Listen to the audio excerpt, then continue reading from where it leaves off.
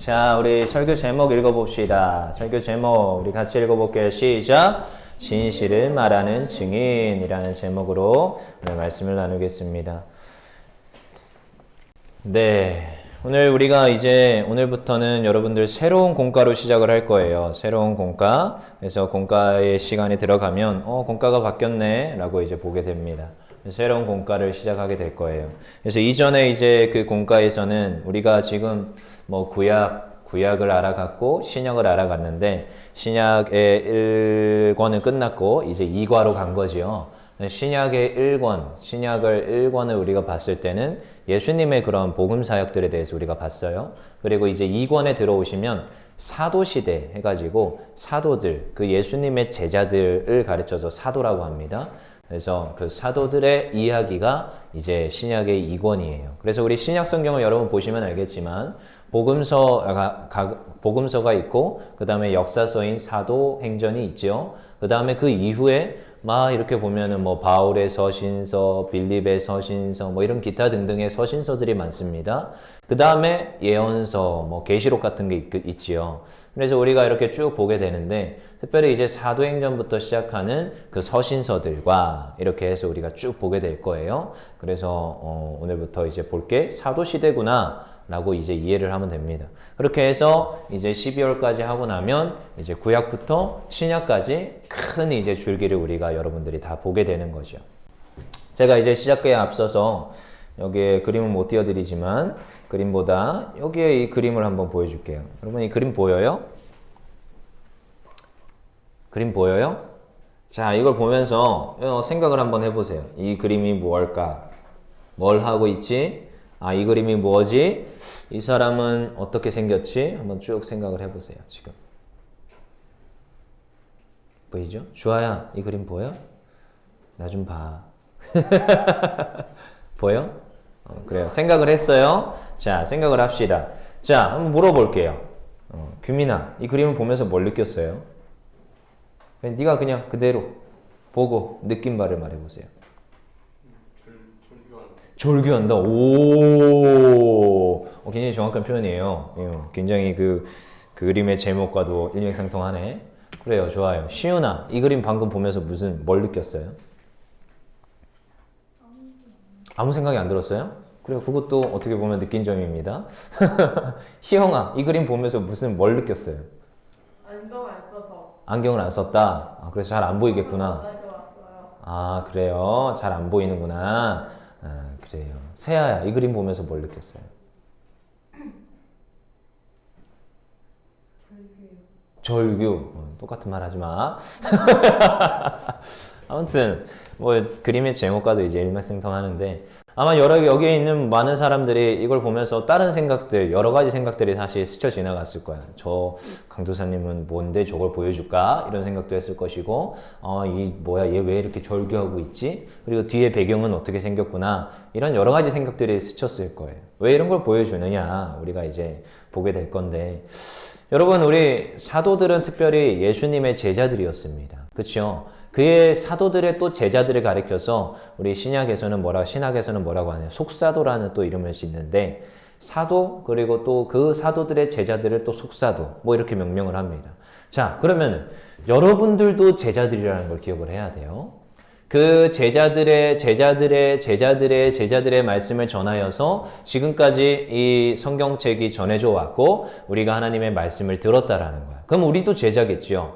우리가 이런 생각을 해야 되는 거야. 오늘 이 사도들의 이야기라고 하는데 이 사도들의 이야기는 사실 우리가 사도는 아니지만 이미 사도들은 다 죽었어요.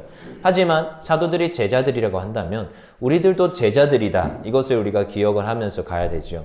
오늘 이제 보면은 사도행전에 이 명명이 돼 있어요. 사도행전 1장 1절 우리 성경 안 닫았죠. 1장 1절 누구에게 쓰는 편지래요? 1장 1절에 보면은 거기에 저자가 누가라는 사람인데 수신자를 명확히 밝히고 있어요. 읽어봅시다. 1장 1절 시작. 데오빌로여 내가 먼저 쓴 글에는 무릇 예수께서 행하시며 가르치기를 시작하신부터 2절에 그가 택하신 사도들에게 성령으로 명하시고 승천하신 날까지 이를 기억하였노라. 지금 데오빌로에게 말하는데 먼저 쓴 글은 뭘까?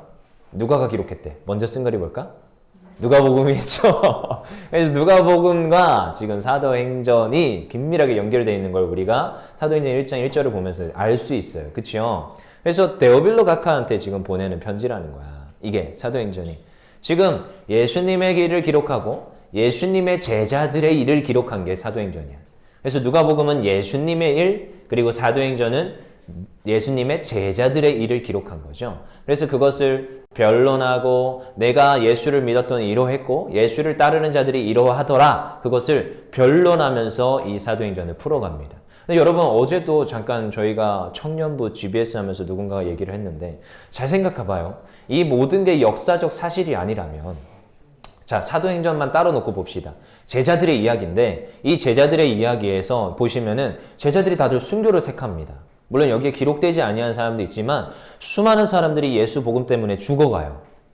근데요, 예수님이 부활하셨다는 그 이유를 믿으시고 다들 그들이 다시 돌이키고 그 확신에 차서 예수님의 부활을 다들 증거하고 다니면서 그들이 무엇을 바쳤느냐? 그들의 생명을 바칩니다.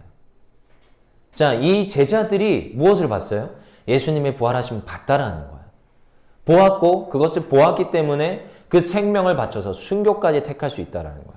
여러분 사실이 아닌 것을 보았는데 생명 바칠 수 있겠어요? 여러분들은 정말로 그럴 수 있습니까? 아니요.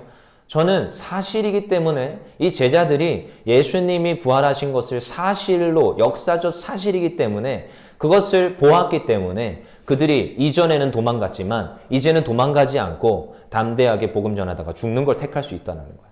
그래서 사도행전에 흐르는 것이 무엇이냐? 그들이 순교하더라는 거야. 담대하게. 그래서 변론을 합니다. 예수님은 부활하셨다. 이것을 변론하는 하나의 또한 귀한 책이 되는 게 사도행전의 이야기예요. 근데요, 여러분, 이 지금 그 모든 것을 감당하였던 이 제자들에게 제자들이 그 모든 걸 감당할 수 있었던 이유를 이 사도행전 1장에서는 잘 말하고 있습니다. 1장 8절을 우리 읽어봅시다. 여러분들이 너무나도 잘 외우는 말씀이에요. 1장 8절 우리 읽어봅시다. 시작. 오직 성령이 너희에게 임하시면 너희가 권능을 받고 예루살렘과 온 유대와 사마리아와 땅끝까지 이르러 내 증인이 되리라. 이게 사실은 사도행전에 흐르는 아주 귀한 아마 1장 8절로부터 출발하고 사도행전 끝까지가 이 흐름 가운데 있어요. 여러분 그전에도 예수님을 따라다니면서 제자들이 잘 배웠습니다. 수없이 예수님의 가르침을 들었어요. 하지만 제자들에게 능력이 나타나지 아니하였고 순종하지 아니하였고 도망가기 바빴습니다. 하지만 이 예수님의 이 놀라운 십자가 사건을 보고 부활하심을 바라봤는데 근데요 이제 무엇이 임하니까 그들이 이젠 담대하게 복음을 전하고 순교를 택할 수 있다라는 거야. 무엇이 임하니까? 오늘 뭐라고 해요? 1장 8절에 성령이 임하면. 성령이 임하면. 그리고 그 이후에 이제 곧바로 성령의 강림 사건이 일어나죠. 성령이 임하니까 사람들이 달라지더라는 거야. 여러분 성령이 있는 자, 여러분들에게 성령이 있습니까? 뭐 단적으로 한번 물어볼게요. 여러분 예수님 믿으세요? 아멘. 시온아, 예수님 믿어요? 아멘. 우리 여러분, 이 예수님 믿는다고 말하는 게 쉽지 않습니다. 얼마나 쉽지 않은데요? 나에게 성령이 있나 의구심이 든다면 일단 믿음으로부터 출발해 보세요. 내가 믿음이 있나? 근데 그 믿음을 주시는 분이 누구냐? 성령님이라는 걸 기억하세요. 그래서 내가 예수님을 믿습니다 고백하는 순간 성령 하나님은 내 안에 계십니다. 그것을 확신하시길 바랍니다. 근데 이제 성령님이 있어요. 그러면 성령의 충만함을 받으라는데 여러분 성령의 충만함이 무엇이냐? 지난번에도 잠깐 설명했는데 자 성령님은 들어왔다가 나갔다 하시는 분일까요? 아니에요. 성령님은 우리가 여기에 물이 있지만 성령님이 이렇게 가득 채워져 있는데 물이 지금 가득 채워져 있어요? 어느 날 보니까 성령의 충만함이 떨어졌어. 물이 줄어들듯이 줄어들까? 자 성령님이 키가 컸다가 갑자기 내 안에서 크게 이렇게 요만큼 찰랑찰랑 차여 있다가 어느 순간 내가 기도하지도 않고 말씀도 안 보니까 막 갑자기 출렁출렁 여기까지 줄어들까? 물 먹은 것처럼 사라지듯이? 그게 성령님이야? 잘 생각해 봐야 돼요. 성령의 충만함이 무엇인가? 지난번에도 살짝 설명했지만 성령이 충만하다는 것은 내가 성령을 사모하고 성령을 얼마만큼 내가 의지하느냐에 따라서 그것의 차이라는 거야. 여러분 이런 말이 있어요. 제가 옛날부터 자주 쓰는 표현인데 제가 사모를 너무나도 사랑합니다. 그치요? 근데요, 여러분, 사모를 진짜 많이 사랑하던 연애 초반기가 있어. 지금도 사랑해. 그렇지만 그때는 와, 진짜 이루 말할 수 없어. 2시간 반 걸리는데도 그렇게 10분, 30분 보는데도 가는 거야. 왜? 뭘로 충만해? 그때는 여친이었어. 여자친구. 여자친구 충만하니까 거기까지 애써서 갈 수 있는 거예요. 애써서. 여러분, 이런 표현이 적절한지 모르겠지만 사실 이 성령에 충만하다라는 것은 내가 성령을 너무나도 사모하여서 그 성령의 충만함으로 가득한 거예요. 이것은 뭐 줄어들고 작아지고 뭐 이런 느낌이 아니라는 거야. 나오고 나왔다가 들어가고 이런 느낌이 아니라는 거야. 내가 그 마음으로 얼마나 사모하느냐. 그러면요, 모든 생각이 그것으로 충만합니다. 여자친구를 내가 사랑하여서 충만하다 하면은 이미 여자친구라기 좀 뭐하네. 부인인데 이게 안 하다. 옛날에 이 설교하면 굉장히 와닿았는데 요즘은 부인이고 우리가 애도 있고 하니까 이게 좀 그런데 아무튼 여러분들 나중에 이제 경험하게 될 거예요.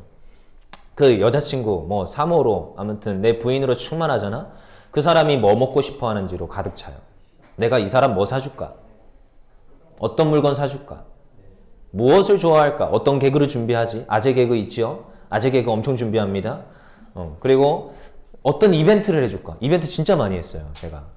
제 카톡 친구가 돼 있는지 모르겠지만 카톡 프로필 사진 같은 거 보면은 막 계절별로 사진 찍어 놓은 거 있어요. 그런 거 되게 좋아합니다. 근데 그게 일종의 이벤트였어.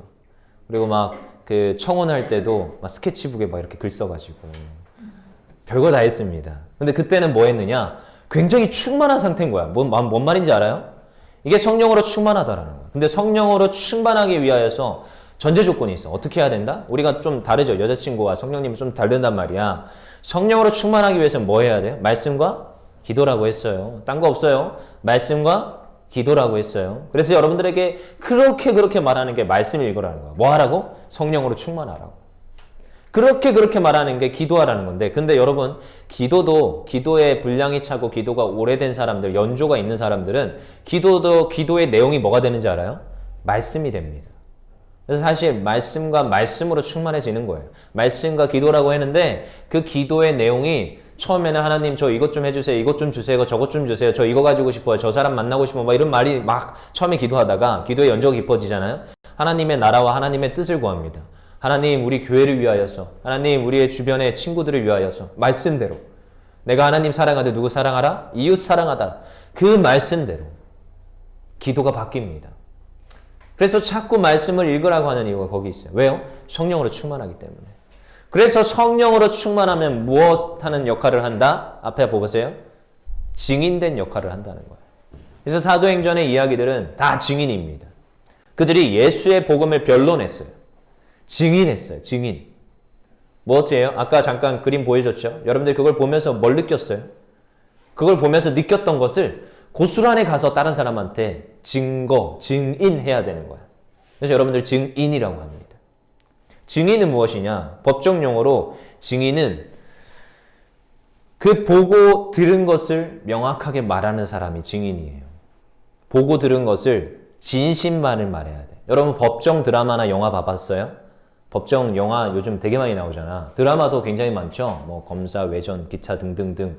뭐 너의 목소리가 들려. 뭐 이런 이상한 그런 드라마들도 많고 한데 그게 다 법정 드라마고 법정 영화예요. 근데 거기에 보면은 가끔씩 증인이 출석해가지고 그쵸. 검사가 증인을 출두시키고 이쪽에 피고인 측에서 증인을 이제 출두시키고 그럼 판사가 또 소환하는 증인도 있는데 증인이 앞에 서가지고 말을 바로 시작하는 게 아니에요. 바로 뭐 하는지 아세요? 선서를 합니다. 선서. 저는 이곳에서 위증을 하지 아니할 것을 맹세합니다. 이렇게 해요. 근데 만약에 법정 어떤 드라마에서 보면 위증한 사람에 대해서 또 어떻게 하는지 알아요? 위증죄라는 걸 물어요. 너가 거짓말했네? 나중에 이게 들통이 나거든요. 거짓말한 걸.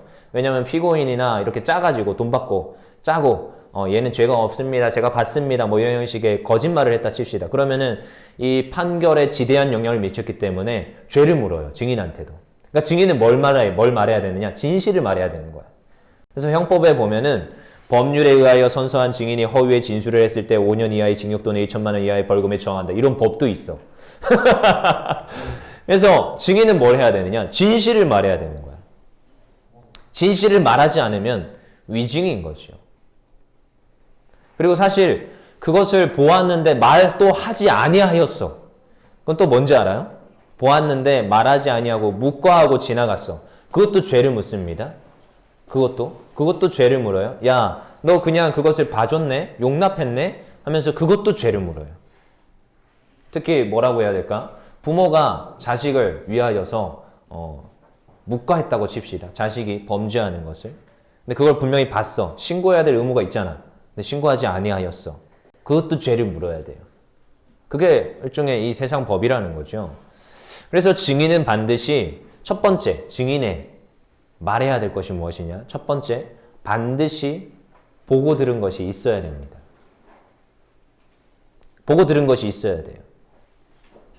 여러분들은 청소년부, 물론 여기 아동부 거쳐서 온 친구들도 꽤 있어요. 근데 여러분 보고 들은 게 있습니까? 내가 증인의 역할을 감당하라는데 증인의 역할은 뭘 할 수 있어야 되느냐? 보고 들은 게 있어야 돼요. 여러분 여기 유치부 교사하는 분들도 있는데 뭐가 보고 들은 게 있어야 애들을 가르칠 거 아니야. 저기 뒤에 교사들이 계신데 우리 교사님들 다 보고 들은 게 있기 때문에 여러분들 가르칠 수 있는 거야. 그래서 여러분들 증인은 반드시 보고 들은 게 있어야 됩니다. 그리고 특별히 만약에 내가 조금 더 커서 여기 이제 19살, 이제 20살 되고자 하는 친구들이 꽤 있어요. 제가 이제 20살 되고자 하는 친구들도 한번 좀 만나볼 거야. 야, 교사로 헌신해라. 만나볼까 고민 중인데, 여러분, 근데요, 늘 우리가 고민해야 되는 게 내가 보고 들은 게 있을 것인가? 내가 맡은 아이들, 그리고 내가 만나는 그 친구들한테 내가 이 복음, 내가 예수님을 전해야 되는데 내가 보고 들은 것, 내가 느낀 거 있나? 잘 생각해 봐야 돼요. 정말로 여러분들의 마음속에 십자가 예수의 복음이 최고라고 하는 그 마음이 있고 그것을 보고 들었습니까?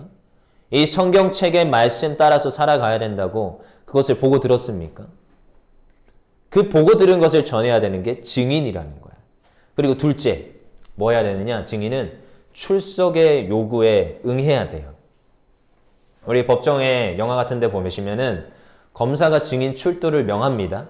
거기에서 제발 좀 오세요가 아니에요. 뭐 하는지 알아요?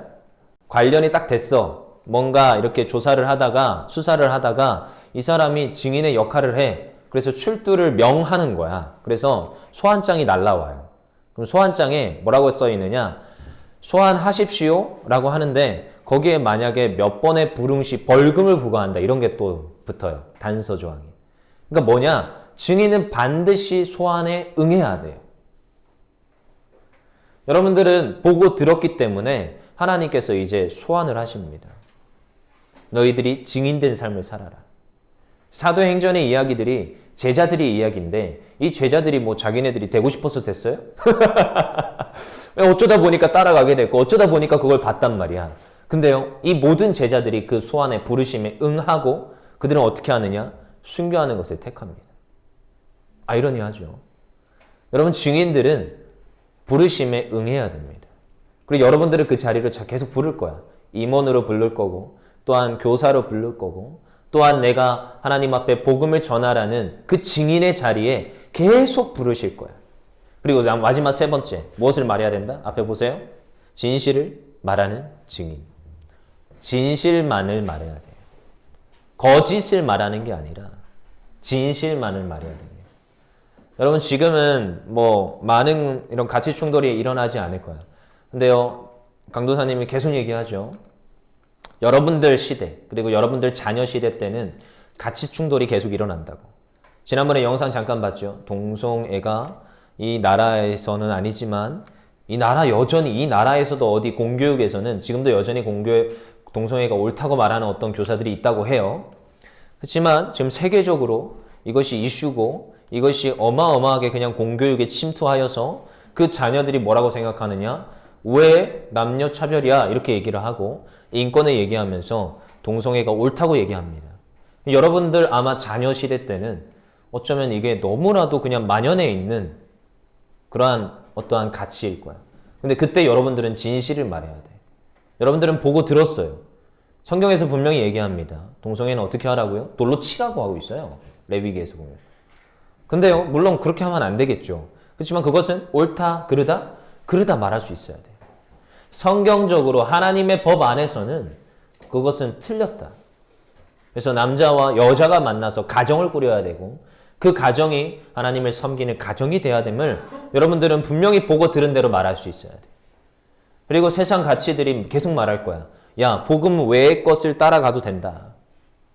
예수 믿음으로 구원받는다라는 것을 여러분들이 배웠는데 나중에 많은 그러한 가치 혼동과 또 다른 교회를 가보시면 여러분 나중에 결혼하여서 다른 교회로 피치 못해 갈 때도 있어. 근데 그 교회 갔는데 어떤 목사나 어떠한 그 사역자가 복음 외의 것 여러분들 열심히 행해야 되고 열심히 봉사해야 되고 저기 밖에 나가서 밥도 전해야 되고 밥도 배식을 해야 되고 막 이런 거 저런 거 다 해야 구원받습니다. 이렇게 얘기하는 경우도 있어요. 믿음이 본질이 아니라 이것저것 다 지켜야지 구원받는다고. 여러분 우리는 믿음으로만 구원받습니다. 정말 여러 가지 가치 혼동이 있을 수 있는데 여러분 그냥 보고 들은 대로 그것을 진실함으로 진실을 전하세요. 그것이 무엇이냐? 증인된 사람의 가져야 될 정신이라는 거야.